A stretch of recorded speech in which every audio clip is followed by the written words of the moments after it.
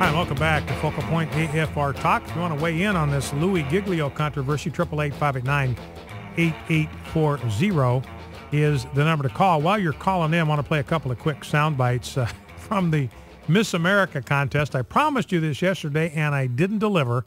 My apologies. But here is Miss Iowa. And you wonder why these ladies didn't win the competition. Here could be part of the reason. Here's Miss Iowa being asked a question about whether she supports marijuana use. Let's listen. Marijuana is by far the most frequently used illegal drug in America. But now voters in 2 states have supported legalization for recreational use. Is this the right direction for our country? I think that depends on the situation. I personally know people who have had to go to medical marijuana for their last resort for their health care, and I completely agree with that. However, I do not think it should be used for anything but recreational use in health care. Well, that's a firm stand. I don't believe marijuana should be used for anything except recreational use and medicinal purposes. Other than that, I'm against it. Whatever other use you've got for it, I don't know what other uses there are besides recreation and medicinal, but whatever they are, she is against it. Now, here is Miss California, and this may tell you all you need to know about beauty pageants #1 and about the public education system in California. She is asked a question about whether she supports euthanasia. Here's her answer. What's your feelings on euthanasia and it becoming legalized? You know, that's actually one thing that I'm not very educated on, so I need to look up on exactly what that means. Okay. Well, but I do know it's a vaccine, correct? No, euthanasia is assisted suicide. Okay, so I'm not very educated on that, but I do know it's a vaccine, right? All right, so that is one of the reasons why Miss California did not win. Well, let's go to our phones, 888-589-8840. I'd like to know what you think about this controversy surrounding Louis Giglio, him being bounced off the inauguration platform in the president's inauguration ceremony. Let's go to Chris in Findlay, Ohio. Chris, you're on Focal Point with Brian Fisher. What's on your mind? Hey, Brian. Hey, I'm really very proud to speak with you. I just got one question, and yes, I will hang up and let you address it. What is the hold that the Obama administration in Obama, I will never call him a president, what is it that he's got on the people and his administration? That's really the only thing I've got to ask you, and very proud, and God bless. All right, well, thank you for calling, Chris. Thank you for the kind words. I'm glad you called. You know, and I don't really have a concise answer to, Chris's question about the hold that Barack Obama has on the American people. Other than this, people have enormous respect for the office of the presidency. When a Hollywood actor speaks, we say, well, they're probably a chucklehead in real life. They're not an expert on this topic, and I don't need to give that a lot of weight. But when the leader of the free world, the most powerful individual in the world, speaks, people have a tendency to give weight and credibility to what he says. People that aren't educated, that aren't informed, that haven't been instructed about some of the consequences of these issues that he addresses will naively and gullibly follow him. And they will believe him because he's the president, and they want to believe the president. They look up to the president. Everybody, when they're in elementary school, it used to be, I don't know if it's still true today, but, in elementary school, a lot of people wanted to be the president of the United States. You ask them what their dream is. Some wanted to be an astronaut, and some wanted to be a firefighter, and some of them wanted to be the president of the United States because we recognize this is an individual that serves as a symbol. He serves as a role model. In a lot of ways, he serves as an icon. He's the one that represents the United States before the world. And so there's going to be a certain deference that we are going to give to him because of his position. And that makes him a particularly dangerous individual if his worldview is warped. If his worldview is skewed, he can persuade a lot of people to go along with his twisted view of whatever the issue happens to be. We saw that with President Clinton. the kind of sexual activity he engaged in the Oval Office. He got an entire generation of young people to believe that that really wasn't sex, that that was okay, that there was something safe about that, that you couldn't get in any kind of trouble. And now we have a generation of millennials that heard that, saw that, witnessed that, believed it because he was the president. And now we've got this rash of cancers of the throat and the neck and the head caused by HPV, which doesn't even have to be transferred through actual sexual intercourse. It's transferred through skin-to-skin contact. Well, nobody told them about that, and they assumed it was okay because it was the president. So enormous capacity for good as well as for harm invested in the office of the president. Let's go to Paul in Dallas, Texas. Paul, you're on Focal Point. What's on your mind? Hi, Brian. Hey. Yes, I'd like to comment on the Louis Giglio situation. Yes, sir.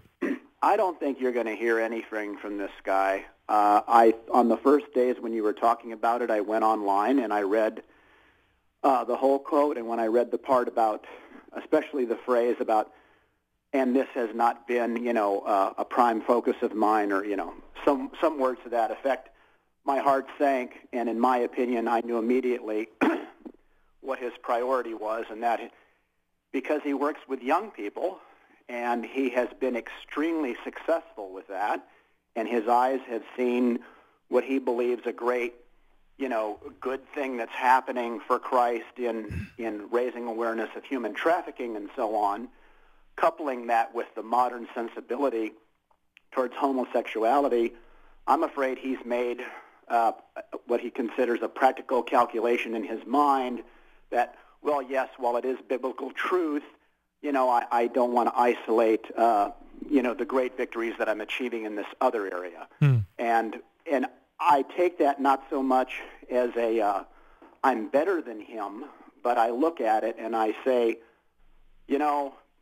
Paul, God always remind me and catch me when I'm put in that situation. When you're with friends or at your work or you're around the dinner table and people start slamming God's law or whatever, and you decide you maybe just ought to hold your tongue because that's what's going to buy peace, or you don't want to offend somebody, I just hope that the Holy Spirit reminds me to, say things in a gracious way as possible, but at least to have the courage to, acknowledge Christ and his laws before men. Yeah.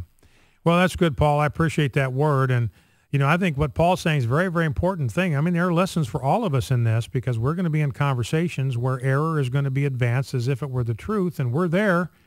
And I'm not saying we ought to initiate conversations about these controversial topics, but if it comes up in conversation, somebody else brings it up and they make it a topic of conversation, there's nothing wrong and everything right with us contributing our own point of view. And we don't have to do it in a way that's belligerent. We can say, I hear what you're saying, but I tend to look at things a little bit differently. Here's how I look at it. And then you can share in a very calm way the way that you look at the issue. And so we've got an opportunity, all of us, to show the same kind of courage that we want to see in the circumstance from Louis Giglio. And there's a price to be paid, and that may be a calculated decision. As our last caller said, maybe a calculated decision he made. I don't want to pay that price. I know what happens to people that take a stand on this issue, and I don't want that to happen to me. I did an interview this morning with a magazine in Boston talking about my friend Scott Lively. That guy is just being literally crucified by the left because he went to Uganda and told the truth about homosexuality. And now he's in court facing charges of committing crimes against humanity, being treated as if he was Adolf Hitler, as if he was a war criminal for doing nothing more than declaring and defending the biblical truth about human sexuality. And Louis Giglio might have looked at that and said, man, I don't want that to happen to me. I've got a reputation. I've got an image here. If I get tagged as a homophobic bigot, that's gone. I don't want to take that risk. Let's go to Ann. Ann, you're on Focal Point with Brian Fisher. What's on your mind? Well, I think that the last person really did a wonderful job of explaining it. Mm-hmm. That was a great call.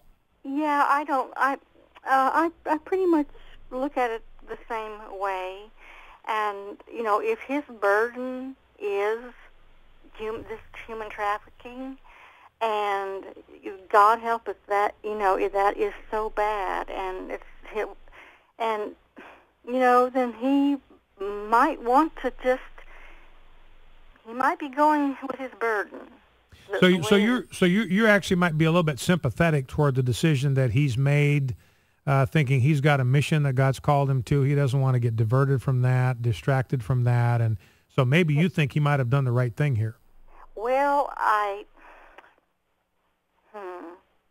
yes, and I don't know him, but nor do I. I've never met him. Yeah, but if in your heart you have a burden for a certain work, and that is your calling, I mean, you know that you're reaping in the kingdom for that. Mm-hmm. You might, you might not be able to.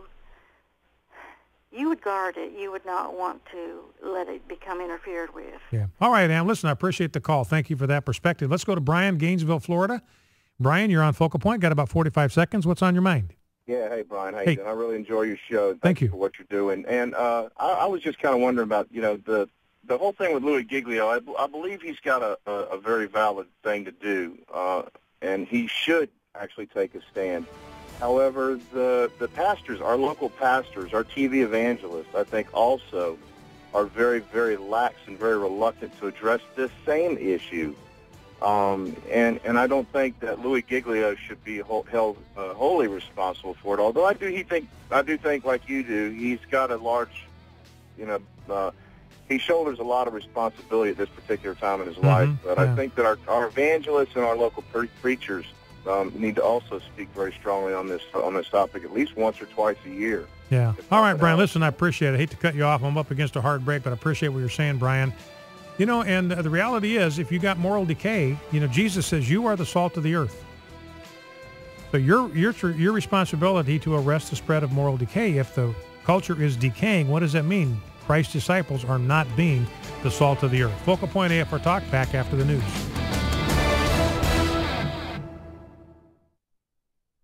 American Family Radio, AFR Talk.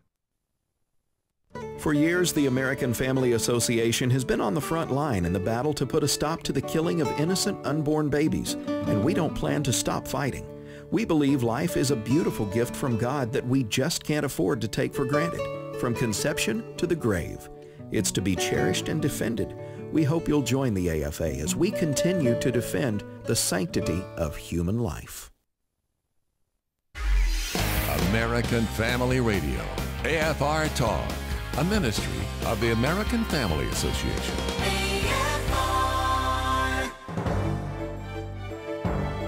American Family News, I'm Rusty Pugh.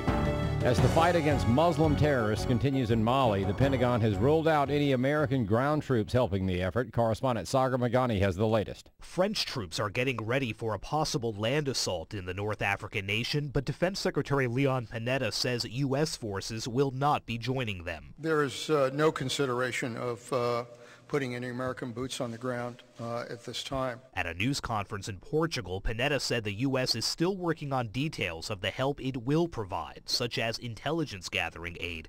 American officials are also not ruling out having U.S. aircraft land in Mali to help with airlift and logistics. President Barack Obama is expected tomorrow to unveil steps he plans to take to implement more gun control. Congressional officials say Obama is considering 19 moves he could make through executive action alone. Larry Pratt is executive director of Gun Owners of America. He says Obama is acting more like a king than a president. We've been anticipating this since well before the election, that the votes weren't in the Congress and that the president was likely, as King Barack, to simply issue an order banning certain sales, prohibiting private sales. Defense Secretary-designate Chuck Hagel has won the support of a key senator. New York Senator Charles Schumer, a steadfast supporter of Israel, says he will support former Senator Chuck Hagel's nomination to head the Defense Department. Schumer met yesterday with Hagel for 90 minutes at the White House. In a statement, Schumer says he found Hagel's responses to be genuine and not part of an effort to quiet his critics. Jerry Bodlander, Capitol Hill. Religious freedom advocates have sent a letter to the United States Military Academy at West Point, urging it not to cave to the demands of an anti-Christian group. More from AFN's Chad Groening. Alliance Defending Freedom has sent a letter on behalf of the Chaplain Alliance for Religious Liberty in response to claims by Americans United for Separation of Church and State that invocations at West Point events were unconstitutional and coerced cadets to participate in and endorse religion. That anti-Christian organization has threatened to sue the academy if it does not stop the invocations. Retired Army Colonel Ron Cruz served as a chaplain for 28 years and now serves as a spokesman for the Chaplain Alliance for Religious Liberty. He says the military has been yielding to the demands of political correctness. The military, unfortunately, has been yielding to a radical agenda to the point of even allowing a same-sex marriage at the historic West Point Chapel. But yet they are unsure, it appears, that allowing prayers at official events can be continued. David Hacker is senior legal counsel with Alliance Defending Freedom. The First Amendment allows public officials to acknowledge our nation's religious heritage. Anti-religious groups with misguided ideas about the First Amendment should not be allowed to destroy a time-honored, perfectly constitutional American custom. Hacker says the letter points out that attendance at these invocations is completely voluntary, and 2 federal appeals courts have already rejected the notion that prayers at university events coerce attendees to participate in religion. And finally, a legal group says it's outrageous for one township to deny a church usage of a building that had been previously used for the same purpose. The First Korean Church of New York was denied usage of a property it purchased in the township of Cheltenham, Pennsylvania. The church purchased a property in a sheriff's sale and wanted to use it for small church services and as a seminary. Police monitored the location and officials threatened to fine the church $500 each day and said the church's use of the property was illegal. Brad Dake is president of the Pacific Justice Institute. This facility had been used as a seminary before by another organization, which only makes this outrageous denial of this Korean church's usage of this same building for a seminary purpose and small church services all the more in violation of the rights of these citizens. The over 30-acre property is zoned for residential use. The lawsuit against the seminary says that if the location were developed for residential use, it would produce a significant amount of tax revenue. A court ruled against the seminary and said the suit's argument of lost revenue was a reasonable claim. PGI intervened in the case and filed a friend of the court brief. I'm Becky Ye. For American Family News, I'm Rusty Pugh.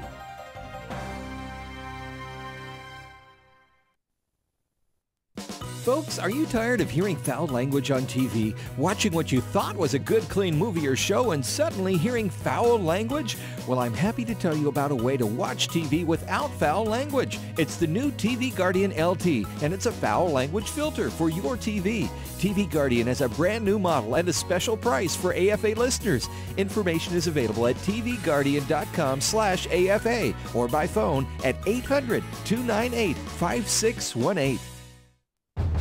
You know, he did this thing. He went over and over on the debt ceiling. He must have gone through the same idea 15 times and saying that it's all about honoring our obligations, paying the bills that we've already incurred. I don't think anybody would consider my position unreasonable here. But what he said 7 years ago as a senator. Look at the cover of Drudge, which I think magnificently reflects the feelings of conservatives. You have Sean Hannity, who is talking about secession. You have another talk radio host that is talking basically about how the federal government is coming in and taking weapons. There's a call to arms. This is